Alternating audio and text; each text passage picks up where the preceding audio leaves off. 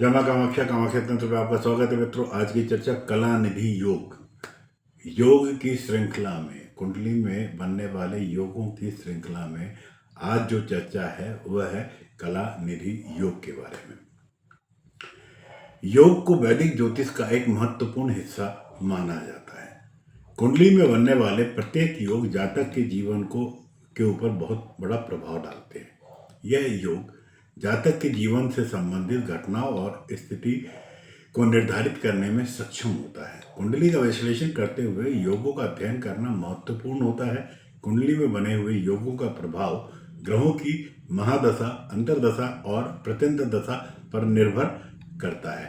प्रबल ग्रहों के प्रभाव जातक को योग के शुभ फलों को प्रदान कराता है। वहीं कलानिधि योग कुंडली में बनने वाले सबसे प्रभावशाली योगों में से एक ही योग है। इसे राजयोगों का भी राजयोग कहा जाता है। कलानिधि योग जातक को समाज में प्रसिद्धि, सम्मान दिलाने में मदद करता है। बृहस्पति के प्रभाव से बनने वाले इस योग से जातक को सुखी समृद्ध जीवन की प्राप्ति होती है। वह अत्यधिक धन और भाग्य का मालिक बन जाता है। कुंडली में बनने वाले इस योग की मदद से व्यक्ति के व्यक्तित्व और सफलता को निर्धारित किया जा सकता है। यह व्यक्ति जीवन के अंदर विभिन्न पहलुओं में अच्छे परिणाम देता है। यदि आप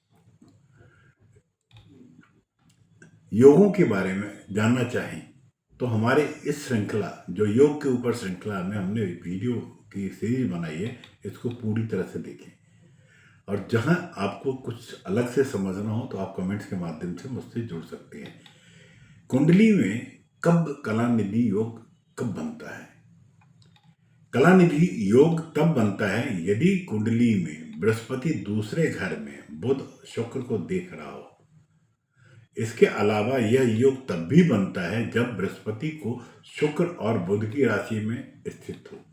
कलानिधि योग के निर्माण की अन्य शर्त यह है कि नवमास लग्नेश बृहस्पति के साथ वक्री अवस्था में हो, पंचमेश में पंचम भाव में हो और दशमेश बलवान हो। ऐसा माना जाता है कि इस स्थिति के तहत कलानिधि योग 23 साल की उम्र में ही जातक को भाग्यशाली बना देता है। कलानिधि योग के बारे में अन्य तथ्य के अनुसार नवमास से संबंधित ग्रहों का वैदिक ज्योतिष में उल्लेख नहीं किया गया है, क्योंकि उन्हें समझना बहुत ही मुश्किल है। बृहस्पति को दूसरे घर में बुध और शुक्र के साथ संबंध बनाना चाहिए। पांचवें घर में शुक्र और बुध को बृहस्पति की राशि धनु या मीन में स्थित होना चाहिए, तब कलानिधि योग का निर्माण बनता है। इसका प्रभाव क्या है साहब? कलानिधि योग का प्रभाव, कलानिधि योग वाला व्यक्ति समाज में सम्मान को प्राप्त करता है, सरकार द्वारा सम्मानित होता है। ऐसा व्यक्ति जीवन में वाहन और अन्य भौतिक वादी चीजों का आनंद लेता है। वह बुद्धिमान, धनवान और सकारात्मक गुणों से संपूर्ण होता है। यदि कोई व्यक्ति इस योग में पैदा हुआ है तो उसे आमतौर पर सरकार द्वारा सम्मानित किया जाता है। वह समाज में उच्च वर्ग से ताल्लुक रखता है।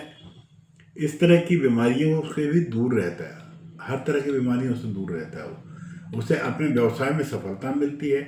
उसको व्यवसाय में भाग्य का पूरा समर्थन मिलता है।